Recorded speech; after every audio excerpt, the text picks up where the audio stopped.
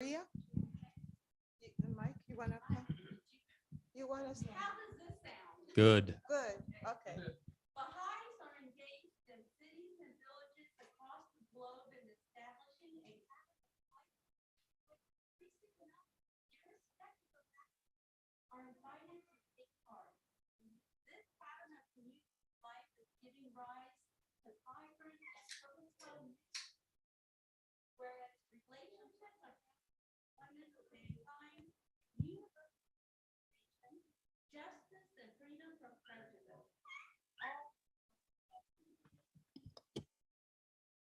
So any comments on that passage? Yeah. What stands out for you? What's a key takeaway, a key point from that passage we read? Ah, yes, All yes, are welcome. yes. All are welcome. Beautiful. What else? What's another thought from this passage? Justice. Justice. Mm. Oh, yes. Okay.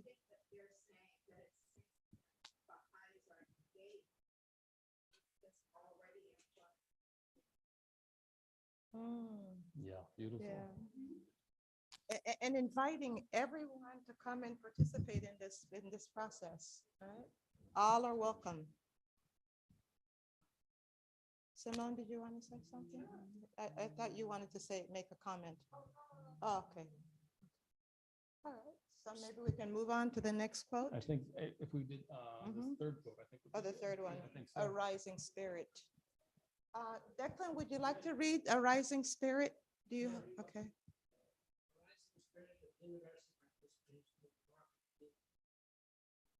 Families and individual believers working together, making a conscious decision to see themselves as belonging to an expanding nucleus. Such group of friends set about widening the circle of participants, engaging with the networks to which they belong, networks created to a place of work or study, a local school, or community hub, and by accompanying these efforts have tremendous merit. Thank you. There's that word accompany again that we were talking about.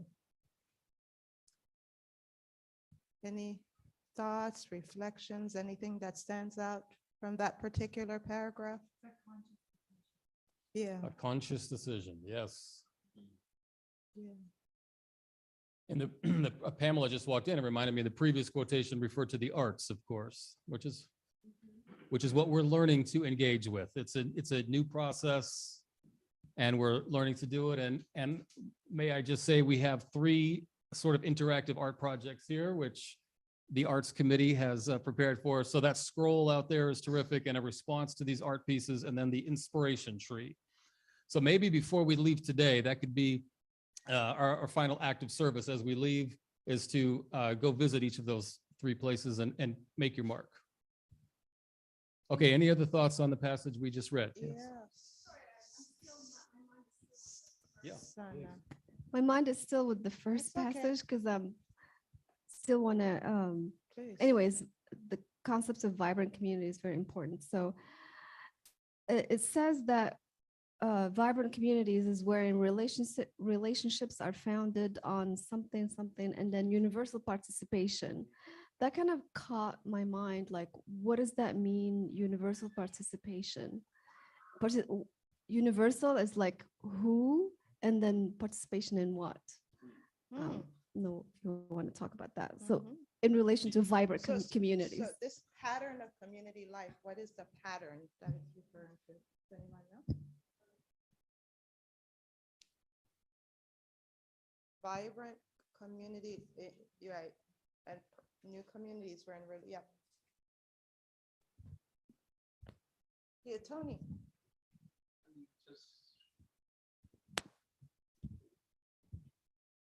I'm just noticing the phrase that says, where in the world is it? Such groups of friends set about widening the circle of participation in their activities by engaging with the networks to which they belong. Mhm. And I think that a lot of times we can be a part of a network but not engaged in it. And I think that's actually rather common. You go to work, you do your work, you go back home. you may belong to an organization and, not really participate beyond the specific purpose of whatever the organization was. You don't deepen relationships with the people that are a part of that network. And this is, I just look at that word engage as, as being very weighty. I'll put it that way, because obviously, I mean, we're all part of a Baha'i network, or most of us are,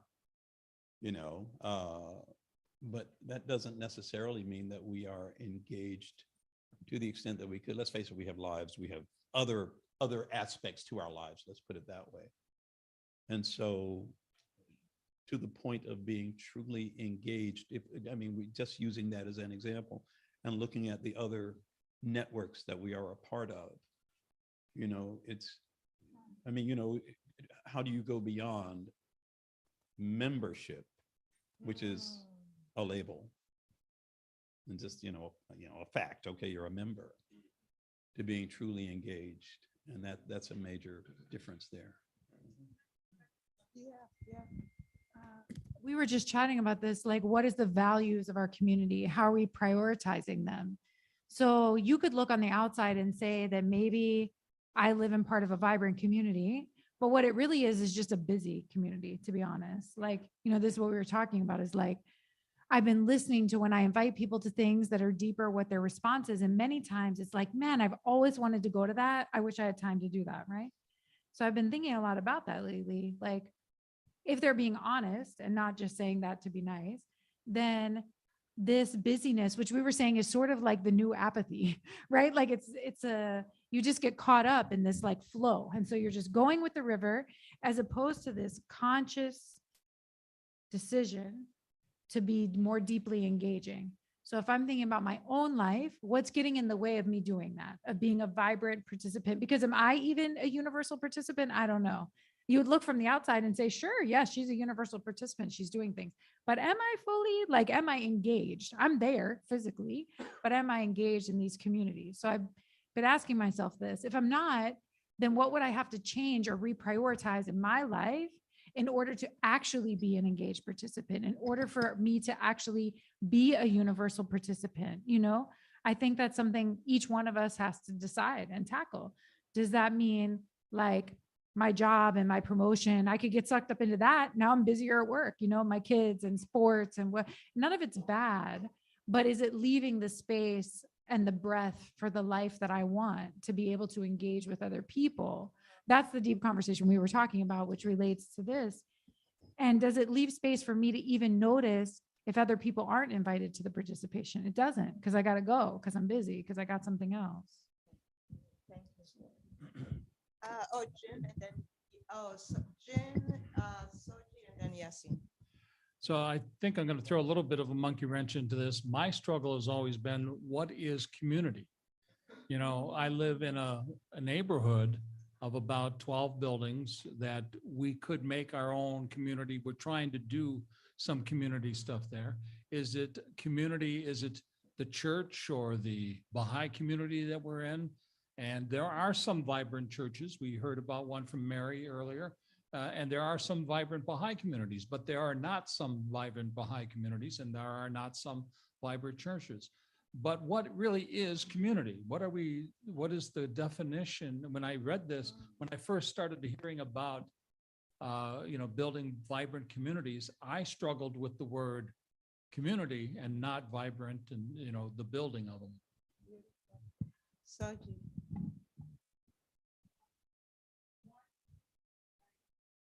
Yeah.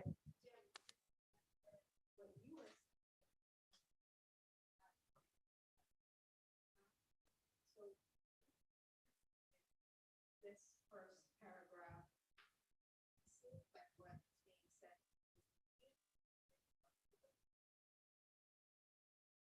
Where in relation.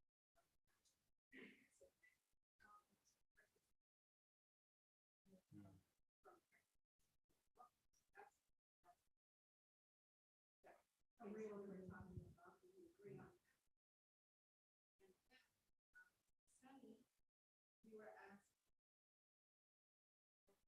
universal participation. So there are Baha'i, right? So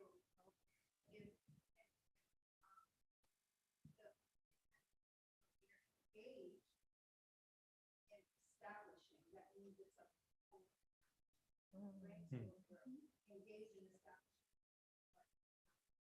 Gathering.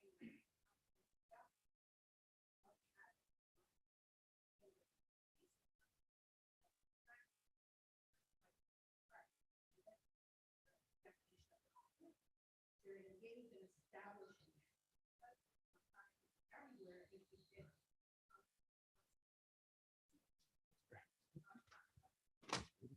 Excellent. That's beautiful. Thank you. Yeah. Thank you. Yeah, thank you. Yassine, thank you. Yeah, I think the third paragraph kind of takes us back to the original state of a community, which is the expanding nucleus.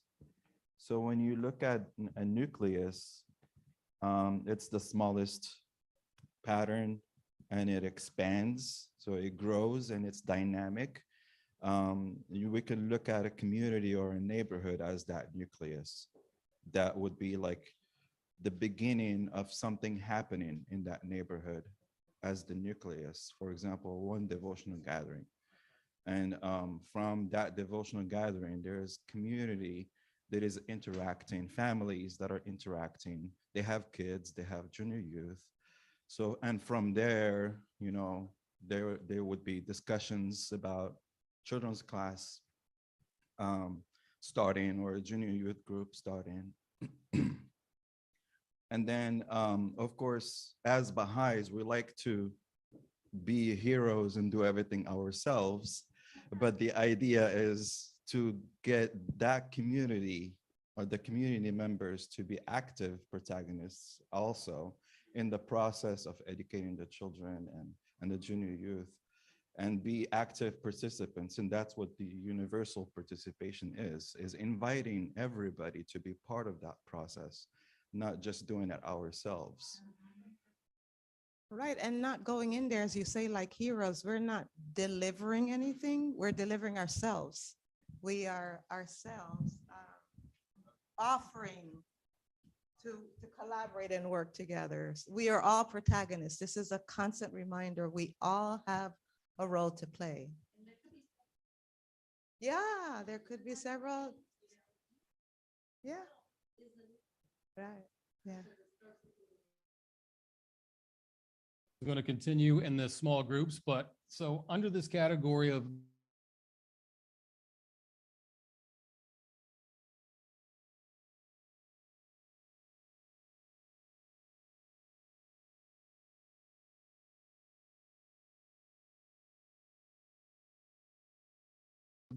maybe we could read quote Yeah, one yeah. and then have some discussion. Sure. Somebody who hasn't read yet who'd love to be a Uh, protagonist. Carol Huber, will you like to read the next one, please? That the character of daily life in such places.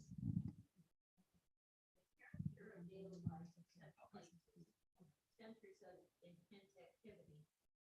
This adoption to the rise of culture is worship and service are cherished activities involved many people.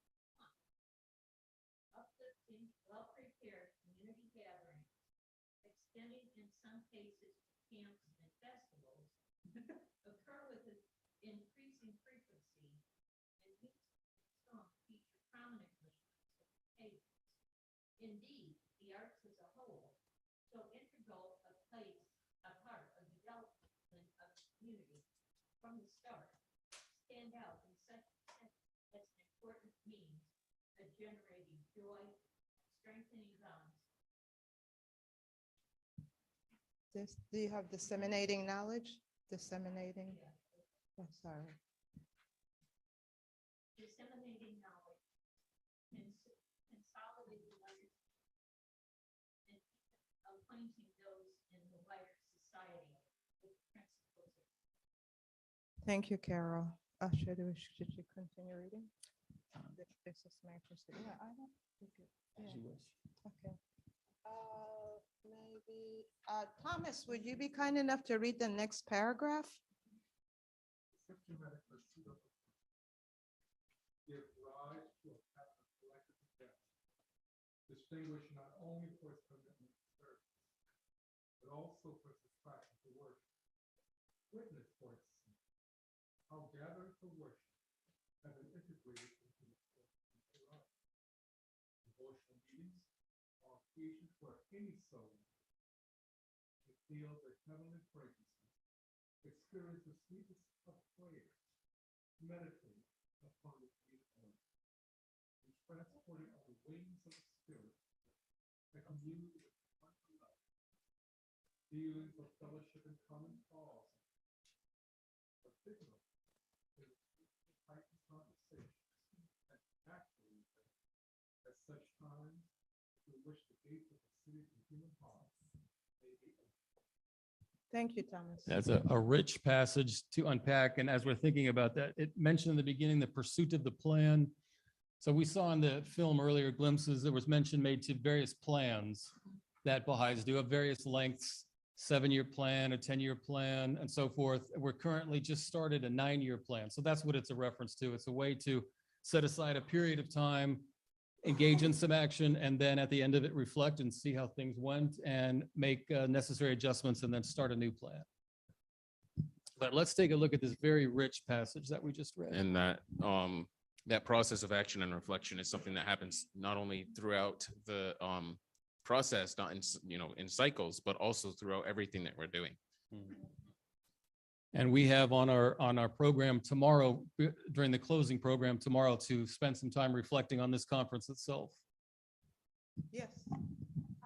Back to what you were sharing about, that means we need to include different people.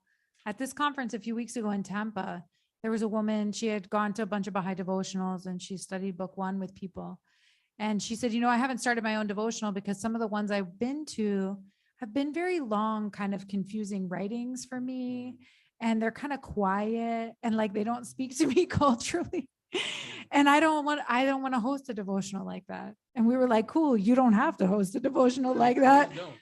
But if that's what you've experienced, so I was reading this like uplifting and song generating joy. And, it's how beautiful that she was willing to share that out loud, because as a person who's external to our community, to be able to say, hey, this is just so you know how it feels a little bit to come from the outside.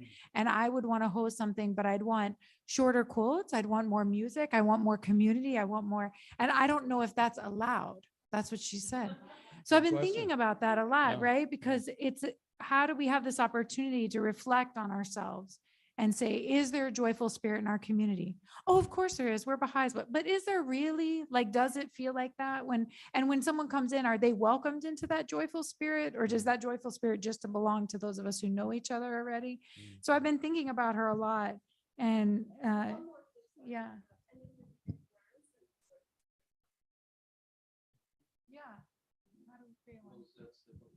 If there How do we isn't, create one if there isn't one, a joyful spirit? Susie, you wanted to say something? Yeah, were you raising your hand? No, okay. I thought you were raising your hand.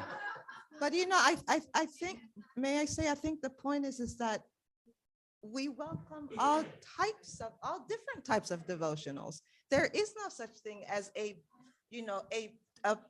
some particular devotional. If it's gospel music or if it's rap and it's beautiful and it's adding to or it's jazz or whatever it is that you want to incorporate, it would reflect that particular individual who's hosting it. So it's wonderful. Yeah, Tony. I personally feel that's part of the challenge of becoming a part of a faith that prides itself on its diversity in its gatherings. I mean, if you look at most, well, I'm not going to say most, but a lot of, other faiths globally, there are other places you could go where you'll see, diverse groups. But one of those things, pronouncing and emphasizing the unity and oneness of man, of humanity, well, that obviously means that if we're doing it right, we're going to attract people who have different cultural experiences, and they come with different cultural expectations.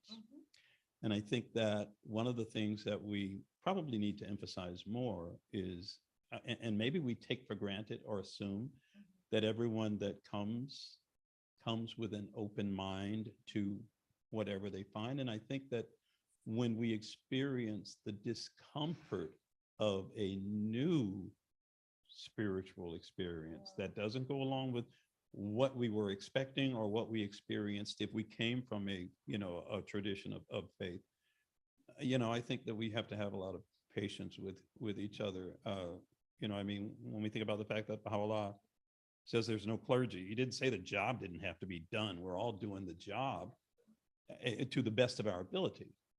And some people are going to do it a little differently, but we have to face the fact that, my own, whatever my unknown biases may be regarding spiritual experiences, I've got to kind of consciously and deliberately try to come out of that, share what I think might, other people, might, I don't know, accept and enjoy, but accept the fact that I also need to be open to, to the experiences and to the offerings of others that may be very different from what I'm used to.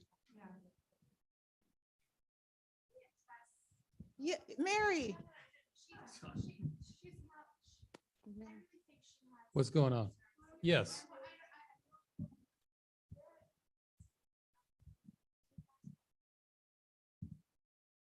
So she's asking if we have the Holy Spirit in us and if Baha'is speak in tongues. So it's a great question. Okay, Pamela. I'm jumping in, I'm sorry. No, it's okay. We're having a Apology for my state of mind. You can't hear me? No. Come, Pam.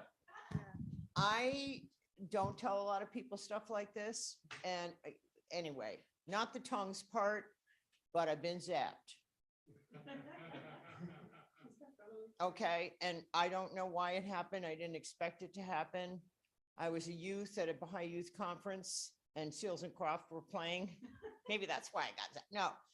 And anyway, I won't tell you the whole story, but I ended up backstage and it was the end of the conference and I looked out and everybody, this was what we called back then a proclamation. So it was a big public meeting, a big public invitation to come. And of course, Seals and Croft were playing. So a lot of people came. It was a theater size venue. And everybody was standing up and singing and swaying and arms around each other. And I don't know what happened to me, but I went down. It was like I got zapped.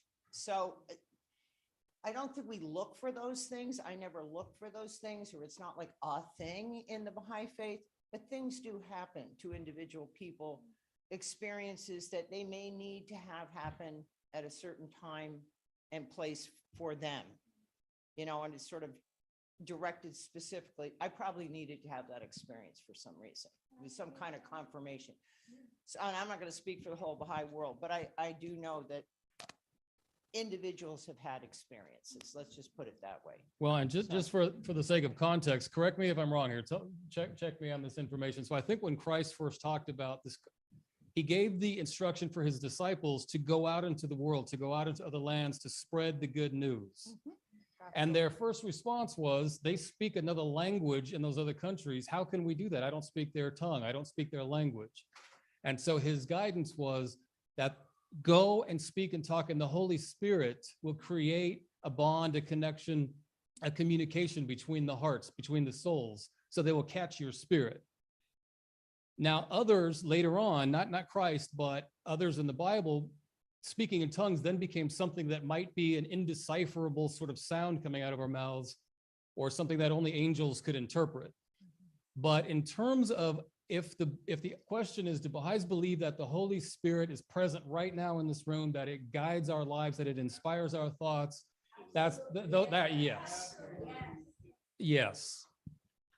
So, but did you have, is that a satisfactory? Yes.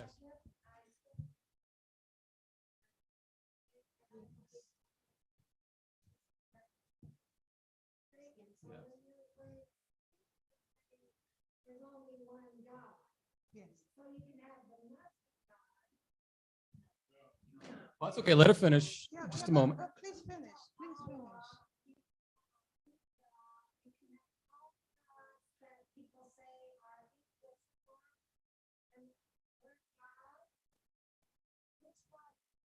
We say that there is a one God, the divine creator, whose essence but these are manifestations of God. They're messengers of God who come, they're not God. Jesus Christ, was not God. Muhammad is not God. Baha'u'llah is not God. Yeah. Mhm. Kathy.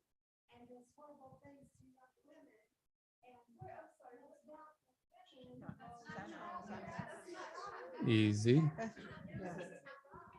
Can, can I say that, that Muhammad accepted to be married to an 8-year-old girl.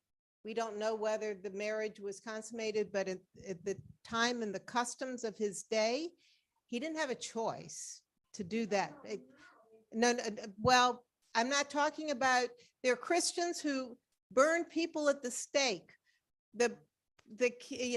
For translating the Bible into English. Tyndall got burned at the stake by King Henry VIII because he translated the Bible into English. Yeah. Okay. So what I'm saying is there are many words in different languages that all mean the same thing. If I say Allah, I'm just saying the Arabic word for God. If I say Deus, I'm saying the Latin word for God. If I say Jehovah, I am using one of the Hebrew words, or El, I'm using one of the Hebrew words for God. It's language. Different languages in the world talk about the same entity who is unknowable. He's an unknowable essence, but he loves us so much that he has always wanted us to know him to the degree that the creature can know the creator.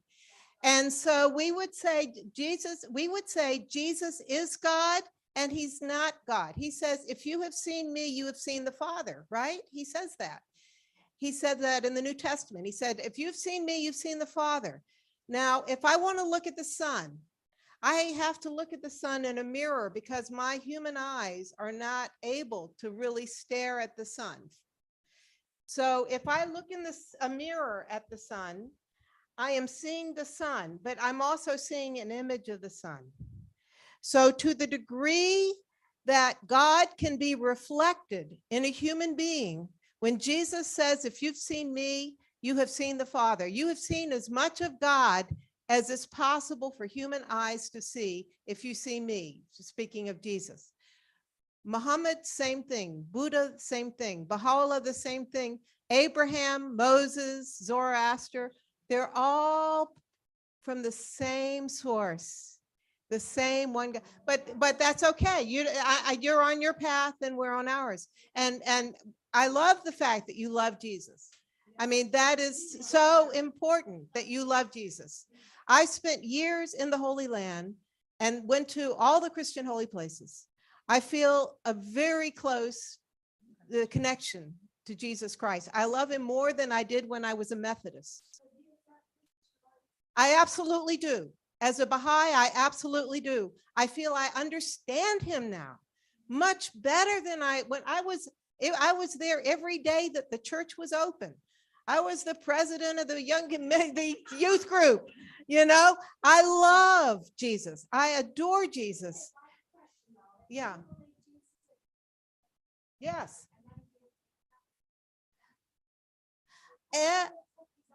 Because he told me he was coming again. He told me he was coming again, and I had to watch and wait for him because he was coming like a thief in the night. And that many people who call themselves Christian.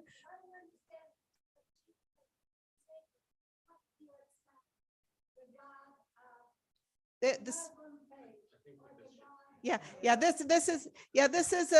now in a circular argument, but we're happy. I'm happy to talk to you about this. Yeah, it's the same God, same God. Mary, we would love, this is such an important conversation. And we really want to address it, but we'd like to do it, to have a conversation with you. No, don't say that. Don't say that. Oh, okay. Me too. I only got an hour. I'm like with you. I only had an hour sleep. But your presence really has enriched this gathering. This is exactly, yeah.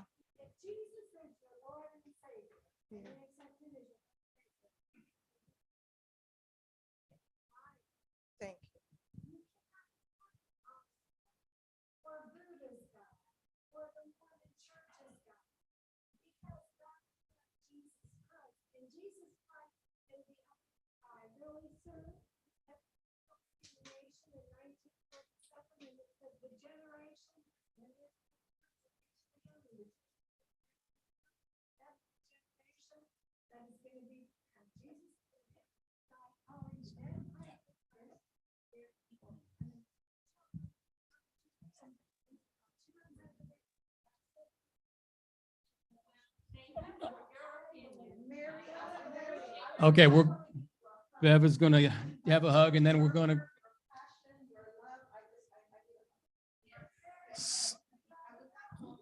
We appreciate that, Mary. Thank you so much.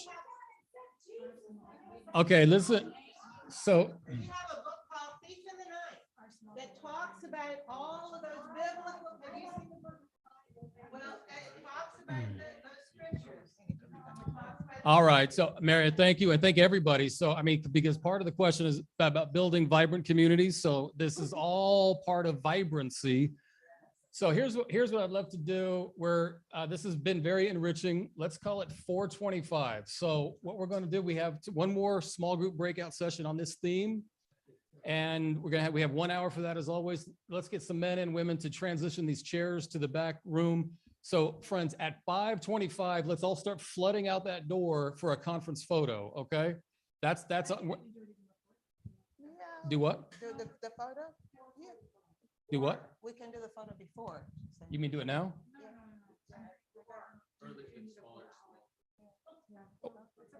I didn't follow it. What? Oh, she's saying smaller. less amount of time for this yeah, breakout. Yeah, why not? 45 minutes? Yeah, why not? Okay, Absolutely, yeah. so somebody do the math. What is? Okay, 5:15, is that what you're saying? Yeah, 5:15. Is that okay with everyone? This is a Yeah. participatory conference. Seeing nods and thumbs up. So, All yes, right. so at 5:15, We're gonna